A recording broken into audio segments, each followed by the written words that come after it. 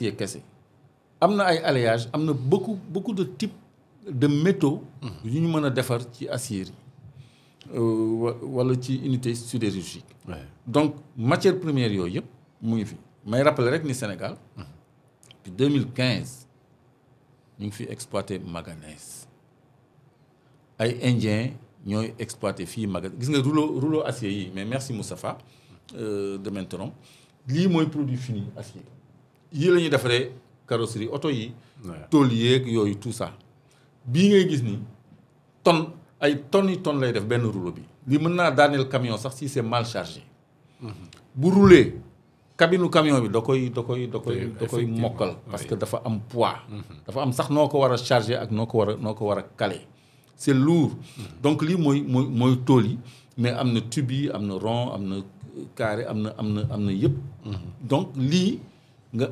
exporter lii moo ëpp njëkk que nga exporter minerai bi nga xam ni minerai bi ça va faire tourner les industries occidentales ñu def ci benn produit manufacturé yow menuisier métallique bi nga xam ni daf lay defaral ay porte fenêtre aluminium day dem importer ji aluminium bi nga xam ni bokk surtout Guinée bii moo ko defar mu importer ko bitim réew ñëw defaral la ay cadre ak yooyu mu cher lool te immeuble yi ngay gis yëpp amul bu ci mën a ñàkk aluminium bâtiment mun ñàkk wañ donc loolu yëpp yàlla may nañu ko ak verre bi nga xam ne moom aussi c'est dans la construction kon tey jii bu fekkee ni arrivé nañu à transformer l'acier je crois que plus-value la ci ñëpp mais Moustapha m'a coupé bi may woon image bi parce que j'étais sur autre chose que j'ai oublié mais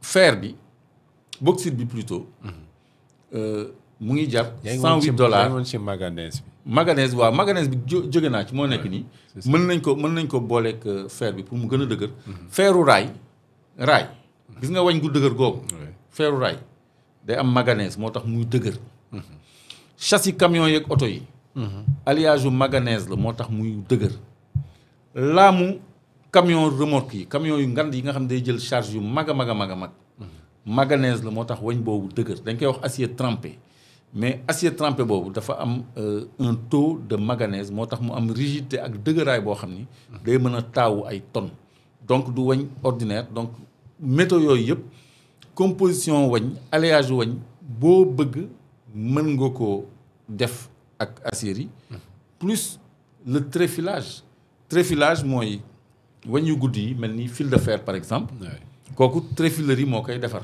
donc boo amee unité buy defar lépp lu xeetoo ci wañ parce que yooyu yëpp da nga koy soxla ci liggéey ak industrie te lu mën a rapporter xaalis la lu nit soxla la unité de tréfilerie yooyu yëpp day doon yoo xam ne mën nañ koo liggéey Sénégal donc am naa sama benn mbokk bu nekk Italie boo xam ne dafa attiré woon sama attention ci importance su tréfilerie parce que moom ci loolu lay liggéey mooy li ñuy defar fil de fer yeeg yu xeetoo noonu mën na nekk dimension bu nekk yow yaa xool dimension yi nga soxla nee na loolu dafa am solo trop ci science ak technologie parce que même ressort yi sax wañ googu la ñuy dëngal pour mu nekk ressort mu nekk boudin mu nekk donc dimension boo ko voilà lii tréfilage la ci tréfilage la jóge grillage yeeg yooyu moom lañ koy defaree mais boudin oto yi tamit te mu nekk genre amortisseur yooyu ñu tourné rond ci lañ koy defar ak yeneen parce que dimensionnement rek la parce que diamètre la ak résistance donc loolu je crois que Afrique bu fekkee ne da koy defar day am valeur ajoutée léegi maa ngi doon calculer pour internautes yi tonne bauxite internautes yi trouvé naa ko aussi $108 lay jar am na virgule mais nañu bàyyi virgule $108 le bauxite bi mooy aluminium bi nga xam ne à l'état minéral la nekk léegi pour une tonne d'aluminium yaa ngi soxla 4 tonnes bauxite léegi 4 tonnes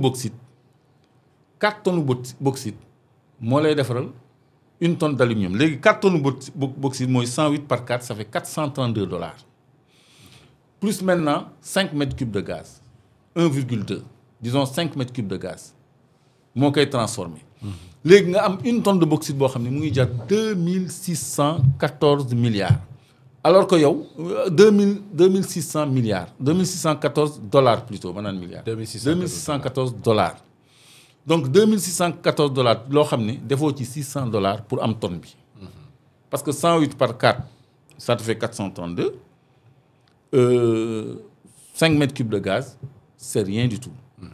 432 $ plus de gaz, do àgg 600 $. Donc tu as une plus-value d'au moins 2000 $. Mais 2000 $, 1 million et quelques la ci une tonne. Boo xam ne yow 108 $ nga ko doon jaayee 108 $. nga transformé ci 4 tonnes. jaayee ko 2600 $.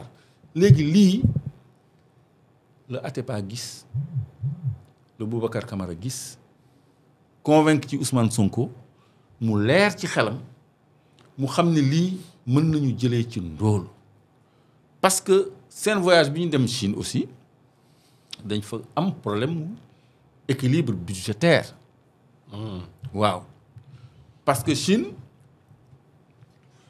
dañu chartonteeg moom ni waruñu dépasser ci bor 70% de notre budget de notre PIB plutôt. mooy plafond bi comme dépassé nañu plafond boobu ñoom duñu mën a def yenn décaissement yi pour financer projet yi loolu tamit jóge na ci visitu Chine bi suñu santé suñu équilibre budgétaire. mais autorités chinoises yi xam nañu tamit ni du responsabilité régime bu bees bi moo tax vivement ñu redresser la barre ba mën a rééquilibrer les agrégats macroéconomiques ba Sénégal nekk un pays à nouveau solvable loolu aussi dafa génn ci visite boobu léegi genre projet yi nag def ñuy may ñu éponger suñu dette extérieure ñu équilibrer suñu ay agrégats économiques c'est-à-dire rapport dette PIB ñu wàccee ko le service de la dette ñu wàccee ko ñu am ay entrées d'argent autres que les recettes fiscales et douanières yi nga xam ni ça pèse sur la poche du contribuable parce que cette activité de transformation va alimenter le budget par ay milliers de milliards de dollars. Par les exportations? Non, par les retombées. Mais bien sûr dañ koy exporter. C'est ça. Parce que Guinée bu indee 4 tonnes bauxite. Sénégal indi 5 mètres cubes gaz. Transformé en énergie. Avec les industries qui le font. 4 tonnes bauxite yooyu nekk 1 tonne d'aluminium ñu jaay ko $2614. Et ça nous a coûté le tout environ $550. Il y a au moins $2000 de plus-value à se partager entre les deux pays. xam nga loolu Sierra Leone du ci bokk parce que indil bauxite kooku Sénégal ak Guinée la. donc léegi loolu mais day dugal ci suñu budget mais ay milliards moo tax bi ma gisee le document de programmation pluriannuel 2026-2028 honnêtement j'ai été un peu déçu. Ah bon? Oui, parce que le budget passe de 4800 et quelques milliards en 2025 parce que dafa am loi de finances rectificative bu ko wàññi parce que c'était 5000 et quelques à environ 6000 et quelques milliards en 2028. Donc boo xoolee évolution budget bi de 2025 à 2028 ça ne dépasse pas le millier de milliards. te 2025 ñu ngi am un déficit de 1696 milliards. Un déficit de 1696 milliards. Le service de la dette cette année, c'est 1052 milliards. Xaw ma 1054 milliards. L'encours de la dette cette année. Ce qui représente un taux de 13,4%. dafa bëri dafa metti. te loolu li koy financer ce sont les recettes fiscales et les recettes douanières. État amul beneen source bu mu alimenter budget autre que les recettes fiscales et les recettes douanières moo tax mu war a réfléchir sur d'autres sources d'alimentation de son budget autres ou en plus en sus des recettes douanières et des recettes fiscales yi nga xam ne day impacter le consommateur. Donc ce genre de projet de transformation de nos matières premières de nos ressources naturelles dafay indi plus-value dafay dugal xaalis ci économie bi boo xam ne du douane du impôt donte douane ak impôt dañ ciy am il y a l'impôt sur les sociétés l'impôt sur le revenu tout ça loolu dañ ci am ay taxes. Dina am yeneen retombées indirectes parce que il y a les ports qui vont facturer il y a la logistique qui va facturer, il y a les transports qui vont être consommés, donc dina am yeneen retombées autres que la plus-value bi ñuy am ci suñu quote-part ci transformation produit yooyu mais loolu day doon luy alimenter le budget. Donc $6,000 en 2028, je crois que c'est peu ambitieux. On pense qu'on peut dépasser $15,000. Mais au regard de la situation économique aussi, est-ce que... Non, la situation économique est en voie de redressement. Les équilibres budgétaires sont en train d'être recherchés. Parce que li ñu yàq bëri na bëri waay boo xam ni xóot na xóot boo xoolal 7 000 milliards de dettes cachées. Mais loolu dafa metti. Les détournements à tout va. Mais dafa metti. Loolu nga xam ni da nga ko déclarer les déficits. Am nga déficit 1696 milliards. Am dette 1054 milliards.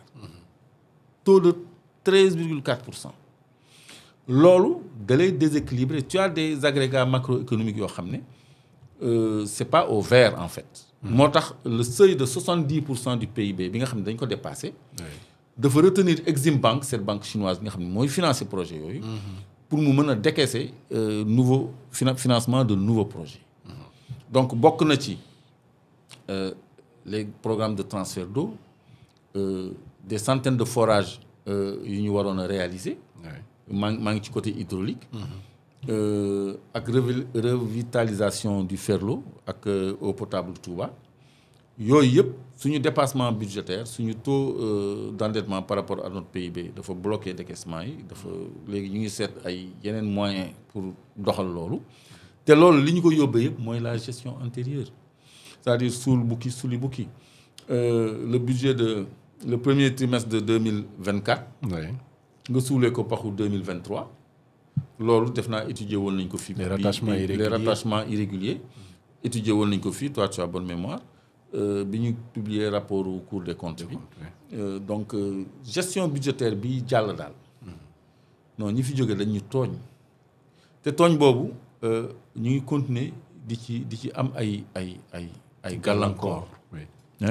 parce que nga dem ba ci ay partenaires yoo xam ni épouser nañu say projet yépp mais sur le plan des équilibres budgétaires tu es plafonné. Ils peuvent pas décaisser.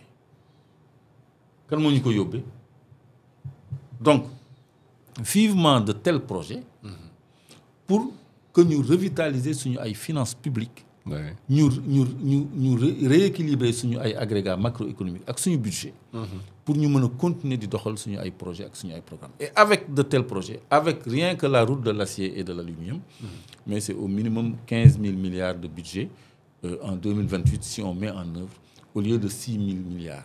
Comme prévu dans le la DPBEP. La DPBEP. Le document de programmation budgétaire pluriannuel. Donc loolu je crois que ci la ñu jëm on va changer beaucoup de choses. Comme on disait le kilowattheure à 65 francs en 2034. Maintenant on dit que c'est right now comme on l'avait dit. Donc il y aura des ajustements, des updates yoo xam ne au fur et à mesure des acquis ñu koy réévaluer très positivement. Je pense qu'on va aller beaucoup plus vite que prévu inchallah. Beaucoup plus vite que prévu. tey nag fas yéene wu ñu yàgg ci émission parce qu'on a des contraintes. On fait un dernier commentaire ci